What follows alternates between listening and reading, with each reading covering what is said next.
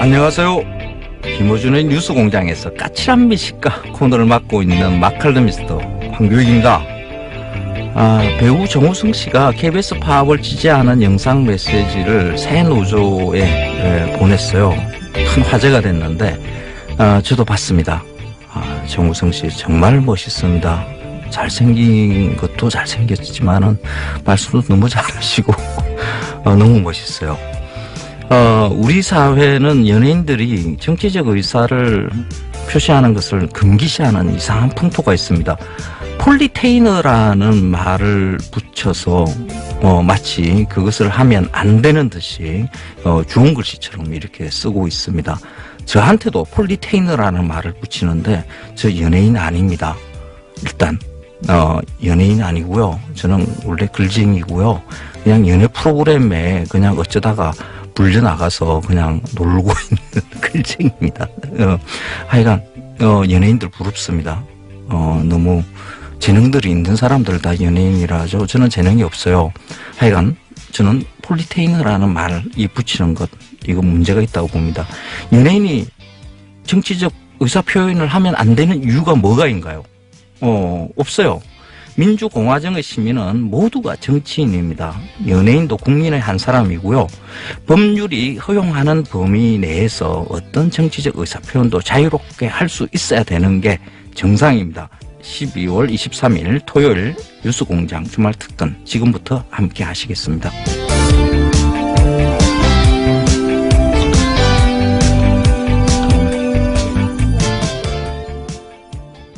이번 주 주말 특근의 첫 번째 순서, 남경필 경기지사와 이재명 성남시장의 빅매치 준비했습니다. 12월 19일 화요일 2부, 3부에 걸쳐서 방송된 차기 경기지사 유력 주자들이죠. 이 두 분의 생방송 대담. 먼저 2부 내용 다시 들어보시겠습니다. 네, 특설이 준비됐습니다. 라디오에서 이렇게 저희가 라이브로 링을 마련한 건 처음인 것 같습니다. 네. 링입니다, 링. 예. 소개드리겠습니다. 현직 경기도지사 남경필 지사 나오셨습니다. 안녕하십니까? 디펜딩 챔피언 남경필. 디펜딩 챔피언. 현직 훨씬 작은 성남시의 시장 이재명 시장님 나오셨습니다. 네, 반갑습니다. 이재명입니다. 예. 오늘 이건 잠정입니다.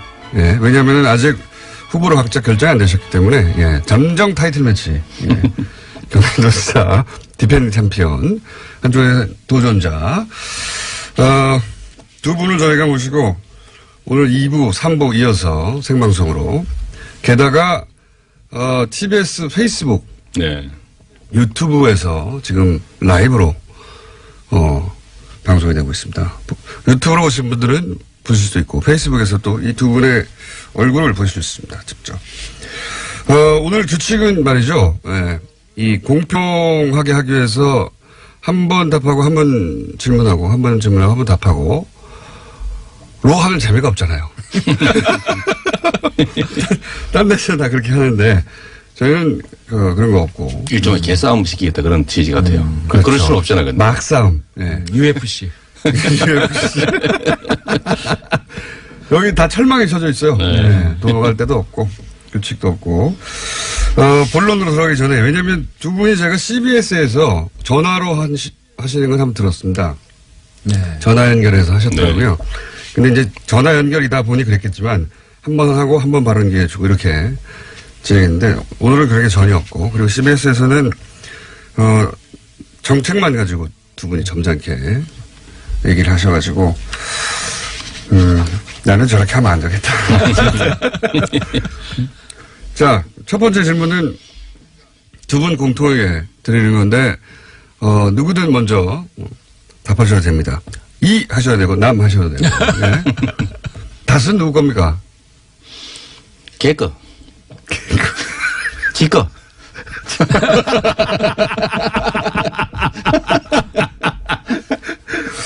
저는 그렇게 생각합니다. 네. 이해했고요.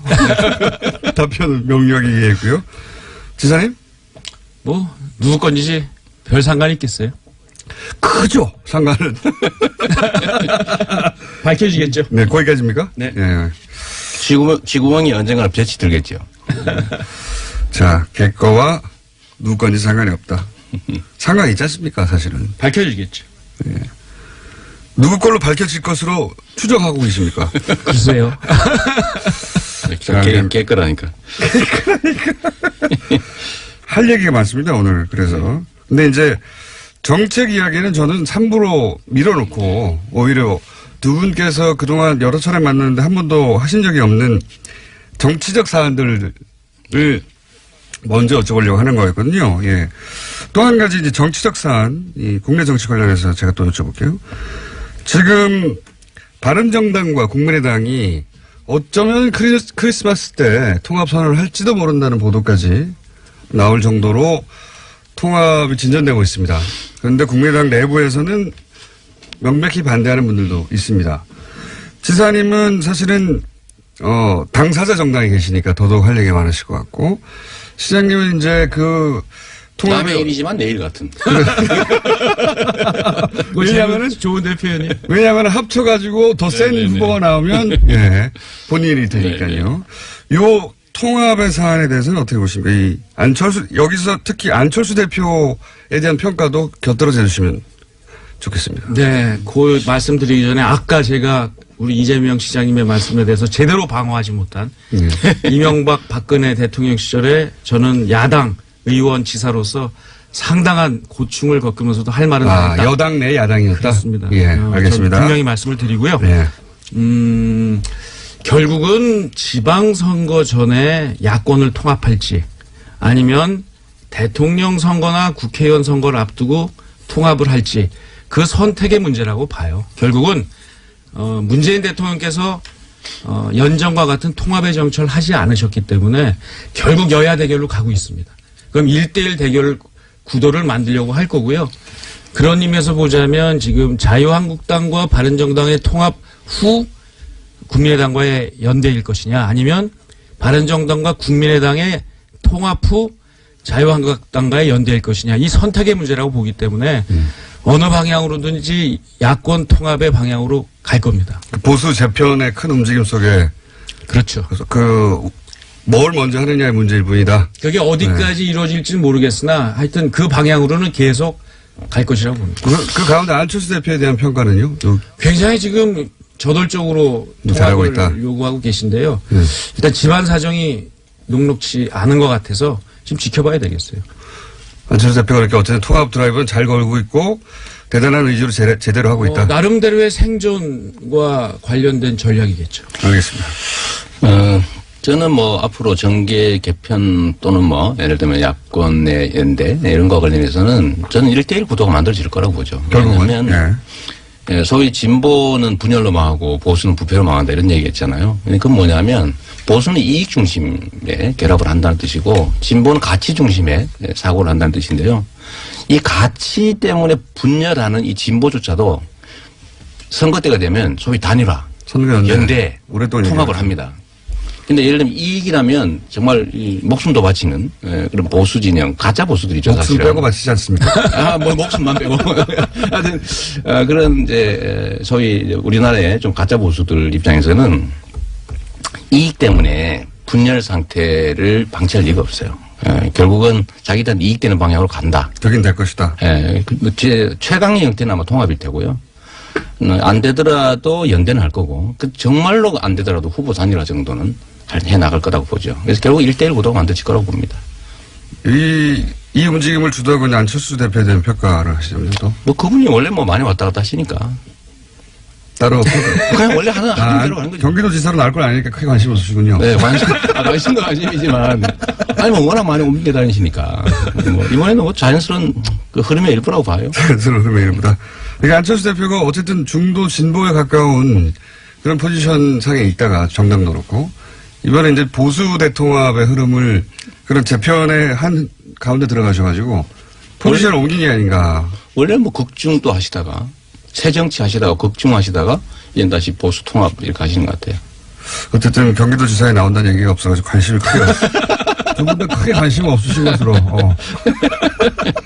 후보를 단일화 시켜주냐 안 시켜주냐만 관심이 있으신 것으로. 굉장히 얄팍합니다, 두 분 다. 우리 가장 험악한 상태로 상징하는 거죠. 대단히 얄팍합니다. 그 얄팍하다는 얘기를 사실대로 하면 어떡해요? 제가 두 분을 익히 오랫동안 알아왔지만 두 분이 얄팍하긴 합니다. 설마 김효준 공장장보다 얄팍하려고? 저는 체중이라도 많이 나가죠. 네, 자, 네, 네. 벌써 거의 시간이 다 됐는데, 자, 2부는 저희가 이제 미리 말씀드리면 청년 정책, 이걸로 많이 싸우셨죠. 네. 버스 준 공영제, 네. 이걸로도 언론에서 몇 번 부딪히셨고, 그 다음에 이제 주로 또 한 번 제가 두 분의. 그 얘기도 있죠, 뭐. 이 적폐청산이나 그렇죠. 두 분의 파이팅을, 네. 볼 주제는 적폐청산. 크게 세 가지 정도가 남아 있습니다. 예. 반응이 굉장히 폭발적이고요. 예. 이재명 잘한다. 또 있고, 꾸질꾸질 이재명도 있고. 아니, 누가 그런 식으로. 양경필 잘한다도 있고요. 예. 우리 갱필이도 있고, 예. 아, 우리 갱필이. 예. 또 가족들 많이 동원하셨네. 자, 페이스북, 유튜브 검색하시고요. 저희 잠시 쉬었다가 3부에서, 2라운드 진행하니까 대기해 주십시오. 네. 양경필, 이재명, 지사, 시장 두 분과 함께하고 있습니다. 남경필 경기지사, 이재명 성남시장의 생방송 스튜디오 출연 대담. 이 김어준의 뉴스공장에서 가능했었는데 이게 워낙 화제가 됐나 봐요. 뉴스공장 작가진이 이 두 분의 그 대담을 이렇게 연결하는 게 이 일정 조정을 하는데 굉장히 힘들었다고 이야기해요. 그건 한 달 정도 걸렸다고 하는데 그때 그 작가가 이 방송을 예정된 상태에서 저한테 이런 이야기했어요. 저희들 참 훌륭하지 않습니까? 그러면서 자화자찬을 하더라고요. 그 자화자찬 할 만합니다. 토요일 아침 교통 상황 듣고 남경필 경기지사와 이재명 성남시장의 빅매치 이어갑니다. 남경필 경기지사와 이재명 성남시장의 파이팅 넘치는 빅매치 2부에 이어서 3부 12월 19일에 방송된 내용입니다. 다시 들어보겠습니다. 보통은 전국에 계신인데 전 세계에 계신 청취자 여러분. 네. 여기는 상암동 특설님입니다. 네. 페이스북과 유튜브로 생중계되고 있는 빅매치. 첫 코너 디펜딩 챔피언 남경필 지사 나와 계십니다. 그리고 홈 코너 도전자 랭킹 1위. 네. 우리 링 밑에 있어요, 또. 자, 이재명 시장 나오셨습니다. 근데 재밌는 것은 지금 현재 공식 여론조사 랭킹으로는 도전자가 더 높습니다. 이 사태. 예. 그래도 챔피언은 접니다. 그렇죠. 그러나 법적 챔피언은. 지금이야 뭐 이렇게 야권이 분열돼 있고 저는 또 뭐 대선에 어떤 경선도 또 참여하고 해서 그 여파지 마지막까지 이렇게 가긴 쉽지 않겠죠. 네. 네. 두 분의 엄살은 듣고 싶지 않고요. 그리고 제가 2부 진행해보고, 결론 내린 건데, 규칙을 약간 추가하겠습니다. 삿대질 가능하고요. 멱살 잡기까지는. 삿대질 가능하고, 앞에 있는 종이 던지는 것도. 네.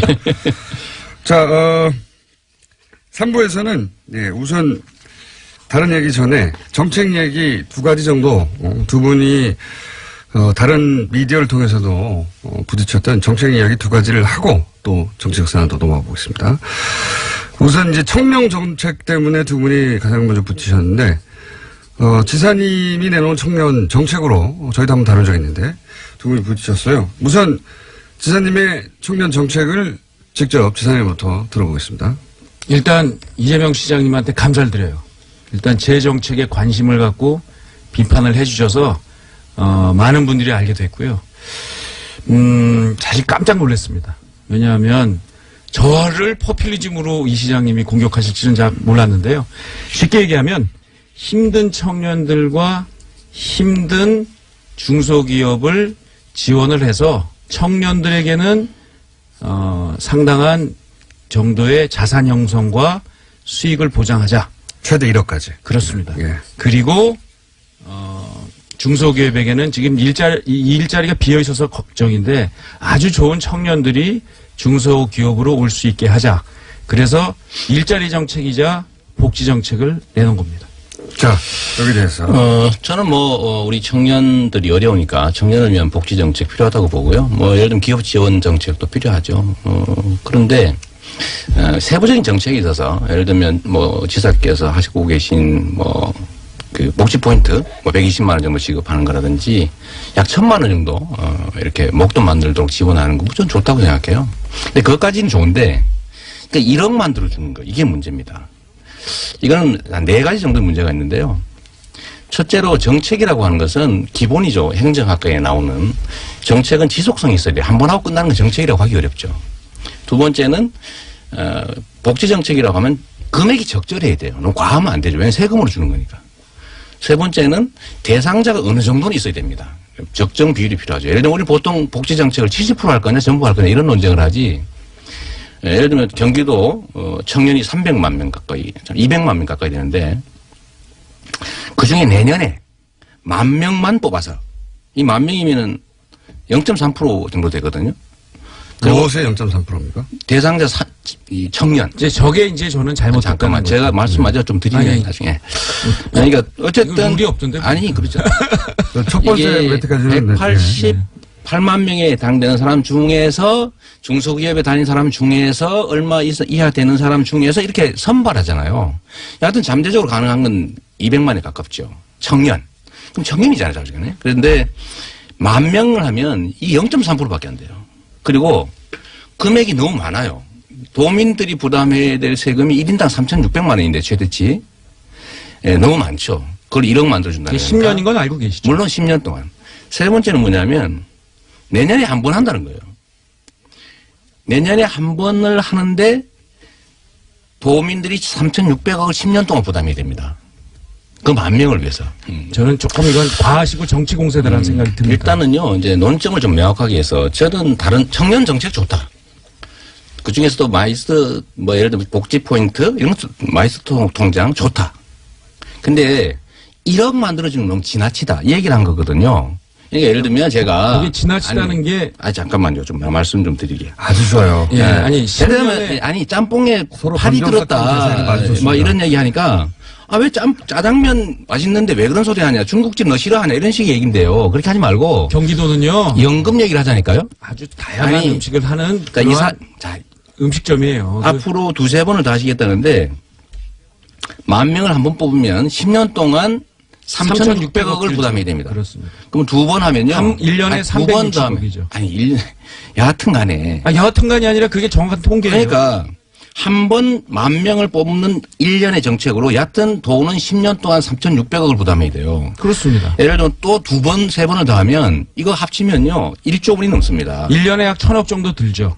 그 1,000억 정도 드는 것으로 청년들에게 제대로 된 자산 형성을 해주는 그것도 10년 동안 그냥 하는 게 아니라 본인들이 일을 해야 돼요. 본인들이 적응을 해야 됩니다. 이게 잘못됐다고 하면 우리 대한민국이 청년들한테 자산 형성 10년 일하는데 1억도 못 해주는 우리 선배들 기성세대들이 이런 거 좀 부담해주고 책임져 줘야죠. 시장님 말씀하는 것도 아니고 저도 말씀을 좀 드릴게요.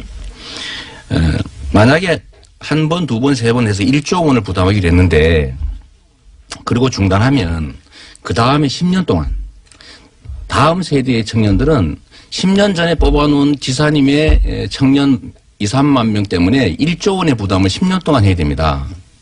왜 그래야 되죠?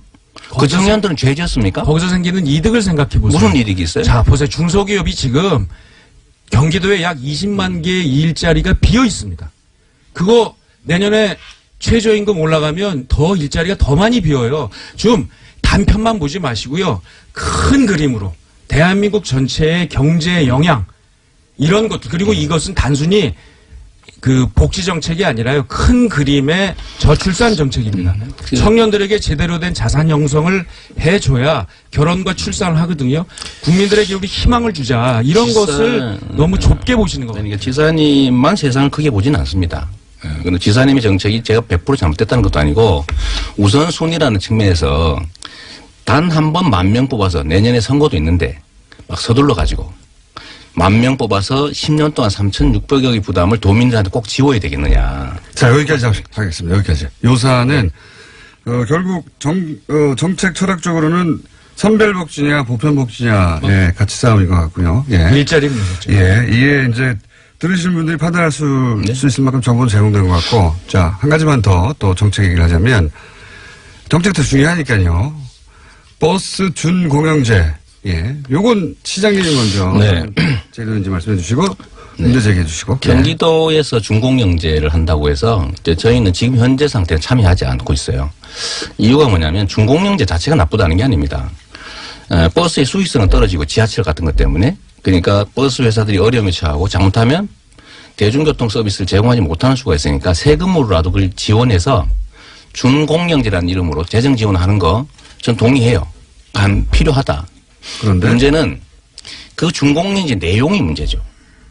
학교를 가야 되지만 어느 학교에 선생님이 자꾸 때리면 학교 갈 수 없는 거 아니에요. 선생님이 좋아야죠. 예를 들면 시민 세금들이 예를 들면 시내버스까지 할 경우에 지금 6천억이 들 수 있다고 지금 경기도가 발표를 했어요. 저는 이것도 과소 숫자라고 보지만 6천억이라고 치더라도 이 6천억을 지원하는 전제 조건이 공적 부담을 하니까 그에 따라서 버스 업체들이 그에 상응하는 책임을 져라. 책임 장치를 만들어야 된다는 거예요. 근데 지금 책임 장치도 없이 광역버스부터 시작해서 버스 준공영제라는 이름으로 재정 지원을 하면 재정 지원 내용이 그거예요. 적자 다 보존해주고 일정한 수익까지 보장해 주는 건데 면허는 기간이 없습니다. 자손만대 영원 무궁토록 흑자라는 기업 만드는 거거든요. 영생 흑자 기업. 영생. 아니 만약 이렇게 하면 버스 회사들이 면허를 가지고 있다는 이유로 왜 시민들이 영원 무궁토록 이익 보도록 해줘야 되냐. 그럼 어떤 문제가 생기냐면 버스 회사들은요 방만 경영을 하게 됩니다. 예를 들면 뭐 자녀들도 임원 만들어가지고 월급도 한 2, 3억씩 주고 이런 일이 실제 벌어지고 있거든요. 광역시에서 하고 있는데. 그래서 여기에 대한 보완 장치로 경영 투명성을 확보하기 위한 장치가 일단 필요하고 두 번째로는 거기서 생기는 이익들을 합리적으로 배분하는 것 장치도 필요하고 세 번째로는 버스 노선 면허는 기본적으로 국민의 것인데 경쟁을 할 수 있게 해줘야 되잖아요. 너는 이 버스 면허 가지고 돈 대주니까 너는 5년 운영해 또는 10년 운영해. 그리고 딴 사람한테 기회를 주자. 아니면 입찰이라도 하자. 너 얼마 낼래? 우리가 얼마 부담하면 돼. 나는 이런 경쟁 시스템을 도입하려면 면허를 환수해야 되거든요. 근데 지금 그 대책이 없어요. 자, 그냥 대주는 거예요. 네. 그래서 이런 보완 장치를 하지 않는 엉터리 준공영제 말고 제대로 된 준공영제 하자라는 겁니다. 취지는 공감하는데 버스 회사 공적 책임을 담보할 장치를 만들어라. 네. 이건데요. 근데 저 말씀은 하지 말자는 얘기하고 똑같아요. 저희가 이거 3년 준비를 했는데요. 아까 말씀하신 대로 일부 선생님이 때린다. 저 말씀은 선생님이 때리니까 일부 선생님이 학교를 없애자는 얘기하고 똑같아요. 그때 단다니까 선생을 바꾸면 된다니까. 선생의 문제를 보완해 가면서 가야 되죠. 이 내용이 문제라고 하시는데요.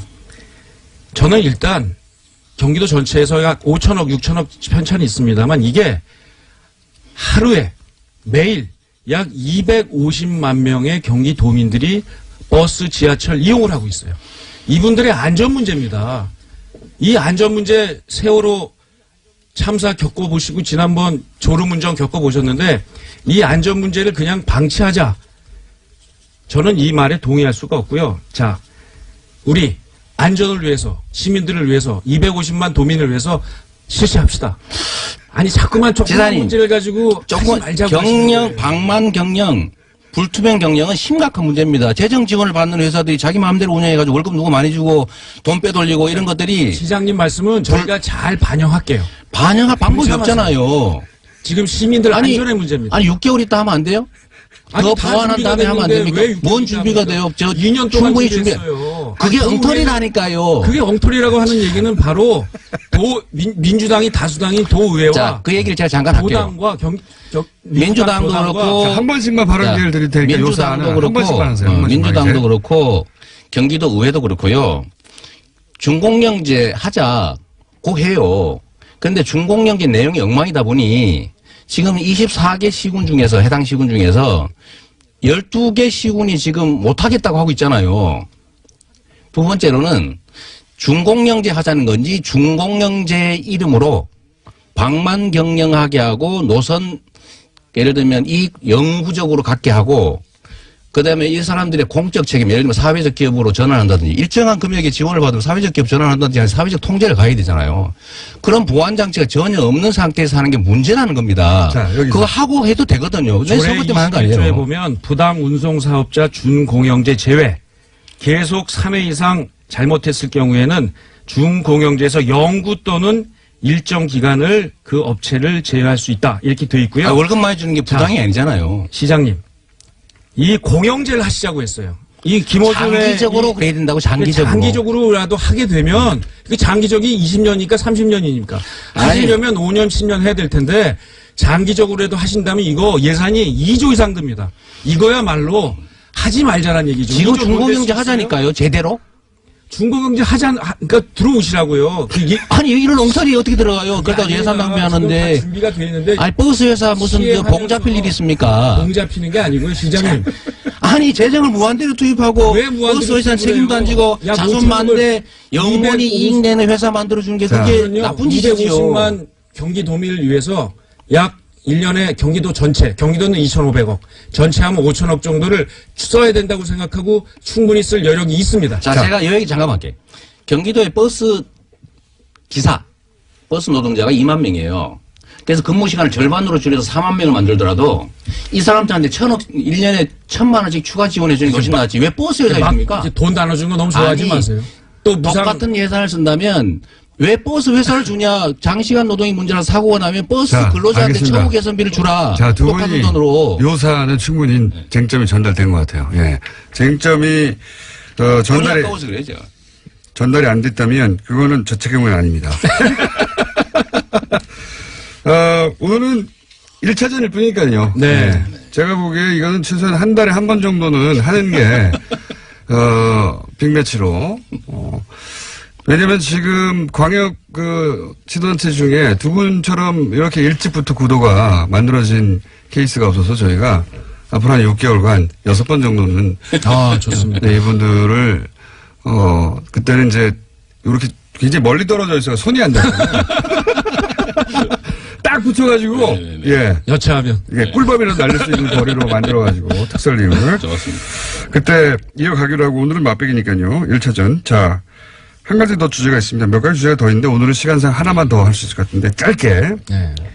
적폐청산 이거 이제 그만하고 미래로 넘어가야 된다. 아니다. 아직 반도 안 왔다. 뭐 이런 적폐청산 논란도 있지 않습니까? 요거에 대해서 두 분이 먼저 어느 분이 먼저 하실까요? 기자님 먼저 하시죠. 네, 제가 하겠습니다. 네. 적폐 청산하는 절차 계속 해야 됩니다. 그러나 뭐 예를 들면 다스 소유주가 누구 거냐 이런 거 뭐 밝히자는 거 좋아요. 좋습니다만 정치인들이 나서서 이런 얘기 하지 말라는 겁니다. 뭐 추미애 당대표가 나서서 말씀하시고 어제는 안민석 의원이 어제 뉴스에 나가서 자 MB 아마 구정 전에는 포토란에 설 겁니다. 이렇게 얘기하는 것이 바로 정치 공세와 정치 보복으로 보인다는 거니까요. 그냥 수사기관이 잘 하도록 맡겨놨으면 좋겠습니다. 그 역사적으로 보면 나라가 망하는 제일 큰 이유는요. 소수 기득권 권력자들이 부패입니다. 그것 때문에 엄청난 불평등이 생기고 그 격차 때문에 그 사회가 예를 들면 혼란에 빠지고 예를 들면 다수가 기회를 잃어서 좌절하죠. 그래서 결국 나라가 망하는데 적폐청산 지금 하고 있는 죄 지은 자를 찾아서 처벌하는 거 그냥 원래 일상적인 국가의 의무예요. 그걸 왜 시한을 정합니까? 그리고 특히 그 죄를 지은 자들이 한때 권력을 가졌던 정치 집단에 속해 있다는 이유로 그 특례 인정하면 안 되거든요. 그냥 끊임없이 해야 돼요. 그리고 그거를 예를 들면 왜 옆에서 처벌하라고 말을 했냐. 누가 말을 했냐. 왜 문제 삼습니까? 그 죄를 지은 거 처벌하는 거는요. 망고의 진리입니다. 그 얘기를 왜 당대표가 하면 안 됩니까? 죄 지은 사람 처벌하라고? 해야죠.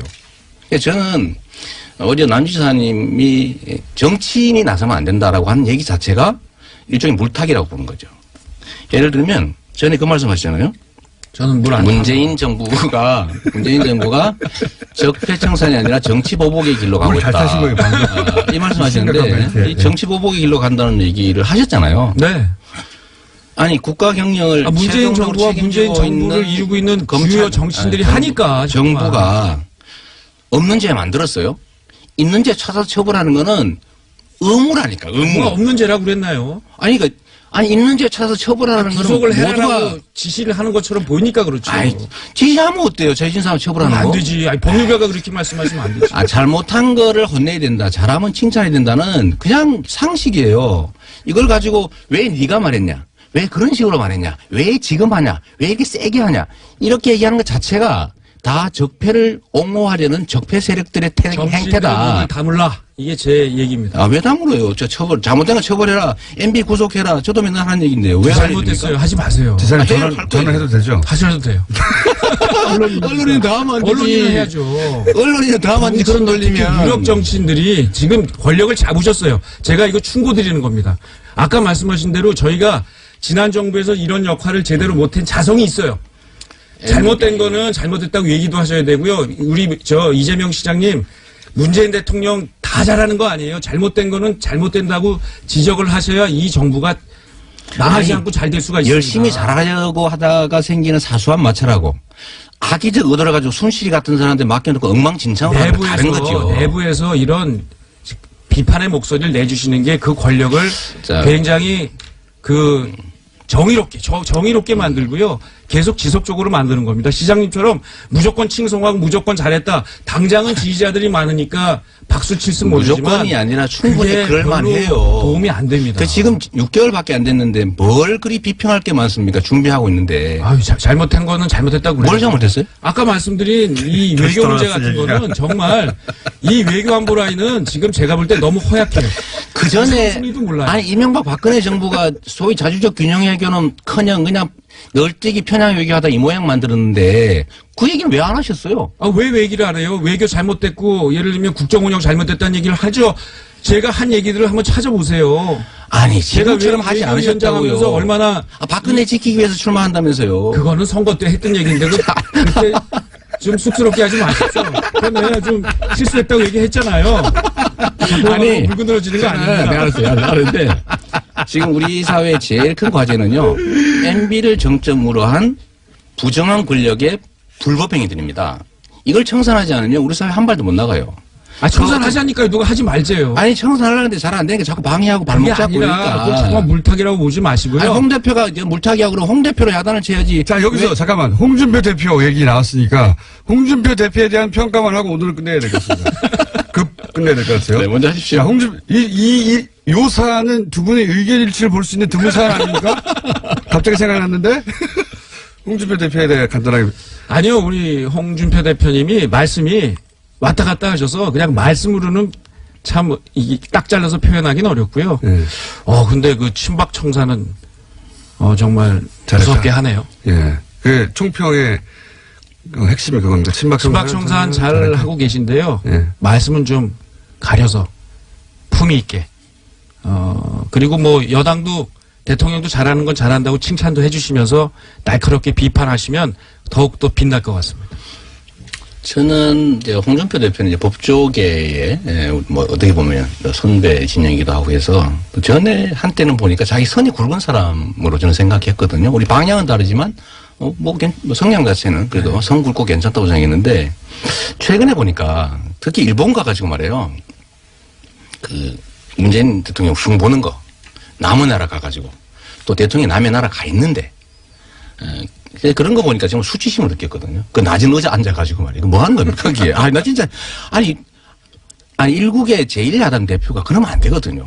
그거 진짜 자기 이익 때문에 집안 망신시키고 그냥 온 동네에다가 정말 말을 못 하겠는데. 근데 대통령 특사도 가셔서 그 의자 똑같이 앉아 있었어요. 저는 참 일본이 그런 짓을 잘해요. 저는 이게 좀 정치인으로서의 최소한의 품격과 자질을 못 갖고 있다. 저는 정치 그만하셨으면 좋겠어요.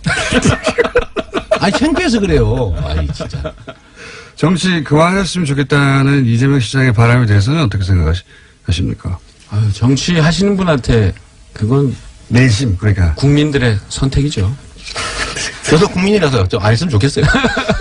창피해서 그래요, 창피해서.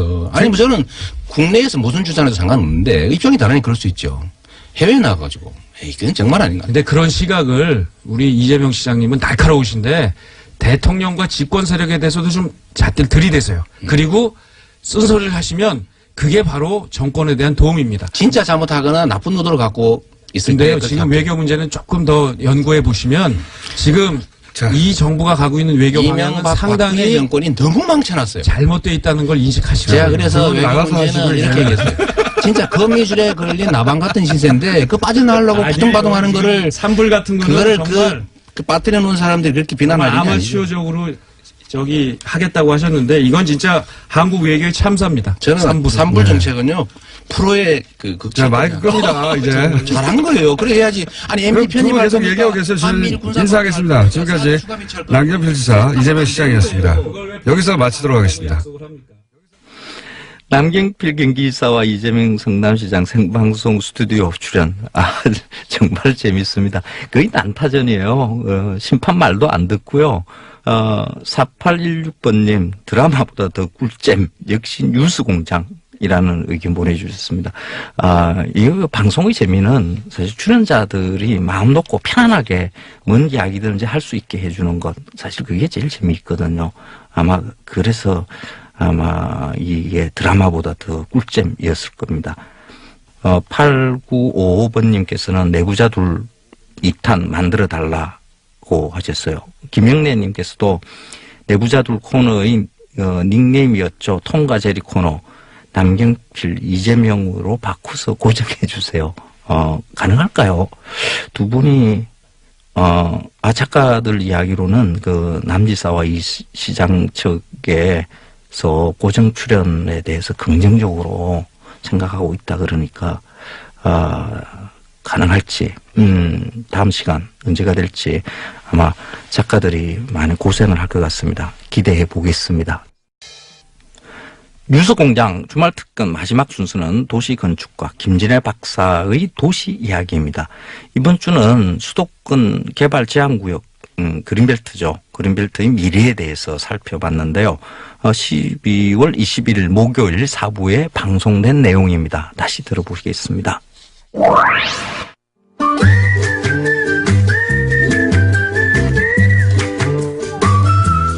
김진애 박사님 나오셨습니다. 안녕하십니까? 네, 안녕하십니까. 시간이 짧기 때문에. 조금 열을 가라앉으셨어요?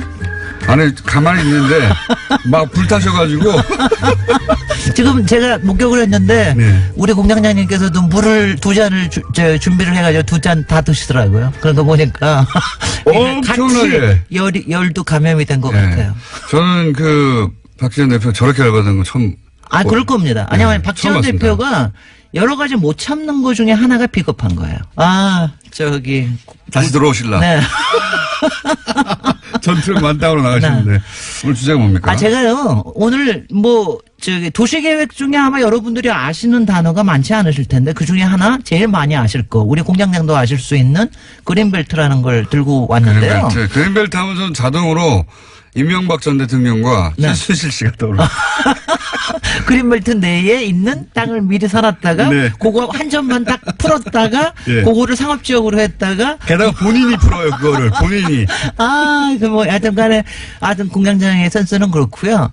근데 제가 이제 요번 겨울 방학을 지금 맞이하야 우리가 좀 정책에 대해서 공부 좀 하자고 도시에 대해서 조금 정통적인 방법으로 이제 공부를 하자는 그린벨트 뜻에서 오늘 주제가 그러면. 그래서 오늘은 그린벨트 하는데 이 그린벨트를 가지고 나온 이유는 네. 이번에 문재인 정부가 이제 앞으로 5년 동안의 주거복지 로드맵이라는 걸 발표를 하면서 네. 앞으로 약 100만 호로를 지겠다고 얘기를 했는데 그 중에 상당 부분이 또 신혼 공공임대 네. 많이 하는데 그 중에 상당 부분이 그린벨트를 풀어가지고 하는 일이에요. 이게 대표적으로 과거 개발 정책 때 시도된 건데 글쎄요. 문재인 정부에서 그래서 그린벨트를 풀기도 하고 그다음에 네. 그동안 택지 개발이라는 걸 안 썼거든요. 예. 거의 지난 한 5년 동안 거의 안 썼습니다. 택지 개발이라는 게 딴 게 아니라 토지를 수용을 해가지고 예. 그거를 공공적인 목적으로 쓰거나 수용한다는 건 건데. 정부가 산다는 겁니다. 네, 수용을 한다는 건데 그걸 다시 들고 나왔다고 하는 네. 게 굉장히 좀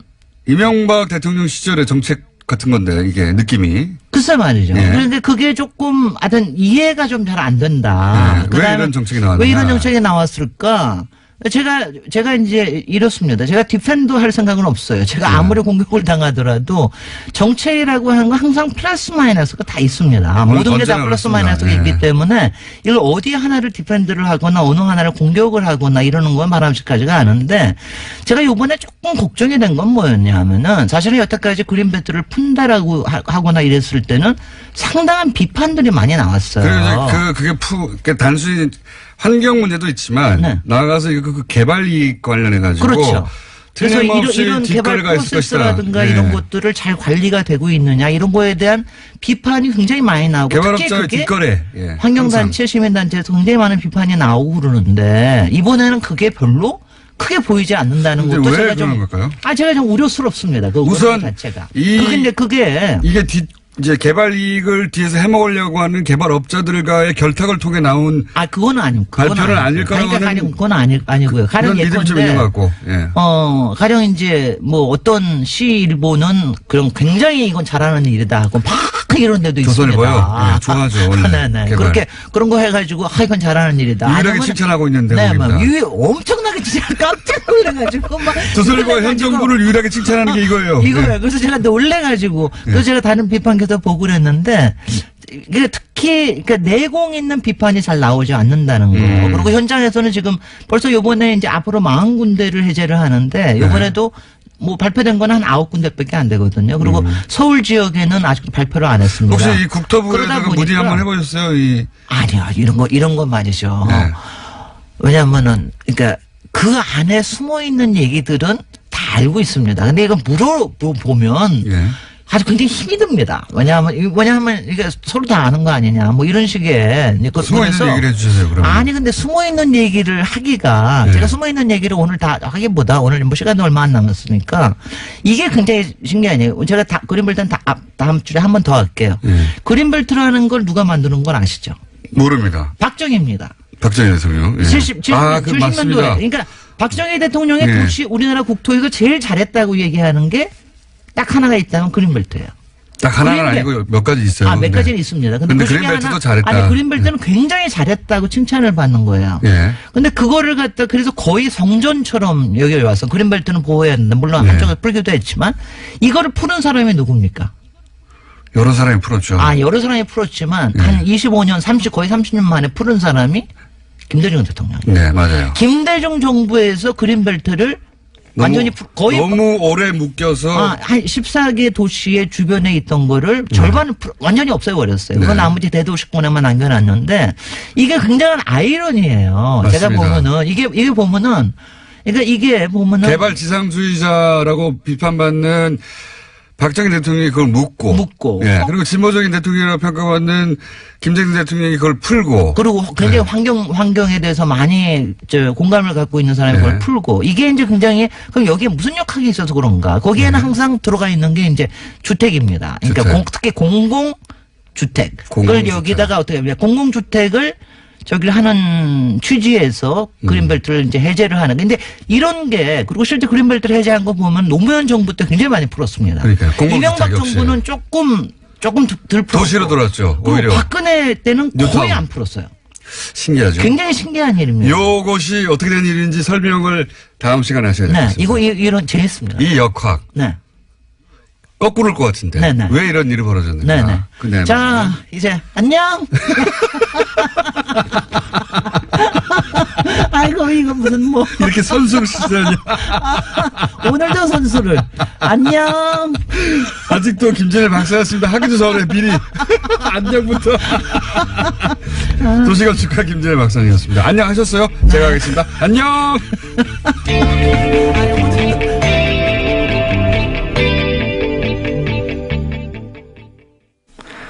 박정희 대통령의 치적이라고 할 수 있는 그린벨트를 외려 김대중 노무현 대통령 시절에 주로 해제해 왔다는 사실이 무척 흥미롭습니다. 국민의당 박지원 전 대표의 방송 분량이 늘어나면서 그 이후 뒷이야기를 갖다가 듣지 못해 아쉽습니다. 김진애 박사의 도시 이야기 다음 주와 더 기대됩니다. 이어서 토요일 아침 교통 상황 알아보겠습니다. 어제가 1년 중에 밤이 가장 길고 낮이 가장 짧은 동지였습니다. 동지. 팥죽 먹어야 되죠. 어떻습니까? 청취자 여러분, 팥죽 한 그릇들 하셨는지요? 이 팥죽을 먹는 이유가 그 팥은 붉은색이고 붉은색은 옛날에 귀신을 쫓는다 해서 앵마기로 먹었다고 해요. 동짓날에는 팥죽을 먹는 것만 아니라 이 팥죽을 쏘서 대문간에다가 이렇게 문술주에 바르기도 하고요. 대문 옆에 놓아두기도 하고요. 그랬습니다. 그러면 귀신이 오지 않는다라고 해서 그랬죠. 동지의 풍습입니다. 그런데 이제는 그게 많이 없어졌어요. 이 동지도 애동지, 중동지, 노동지라고 해서 이렇게 따로따로 이렇게 부르는 게 있었는데 음력 동지 달이 어디에 해당하는가 이게 따라서 이제 나누십니다. 근데 올해는 음력 11월 5일이고 애동지입니다. 애동지는 팥죽을 끓이는 것이 아니라 팥떡을 먹는다고 해요. 팥죽 먹기도 힘든데 팥떡까지 먹는 게 쉬운 일은 아니겠죠. 팥죽. 그래서 동지면 팥죽은 먹어야 됩니다. 어제 못 드신 분들 팥죽, 따뜻한 팥죽 한번 챙겨 드시는 것도 좋을 것 같고요. 식은 팥죽이 저는 더 맛있던 것 같아요. 뉴스공장 주말특근 오늘 준비한 순서는 여기까지입니다. 저는 금요일 8시 40분 맛과 멋있는 이야기로 다시 돌아오겠습니다. 고맙습니다.